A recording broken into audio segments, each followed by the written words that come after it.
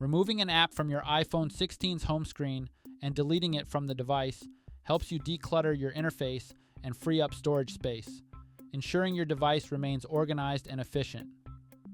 Here's how it's done. First, head over to the home screen by swiping up from the bottom of the display. In the home screen, you'll see different app icons. Locate the icon of the app you want to delete from your home screen.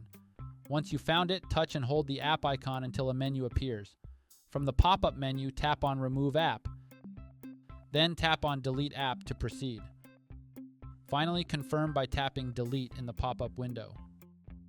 This process will remove the app icon from your home screen and completely delete the app and its data from your device. This feature on your iPhone 16 allows you to manage your apps effectively, keeping only the ones you need and use regularly. It's a good practice to periodically review your apps and remove those you no longer use to maintain optimal device performance and storage. If needed, you can always re-download deleted apps from the App Store, though you may need to set them up again as new installations. And that's it. Please subscribe to this channel if you found this video helpful. Thanks for watching.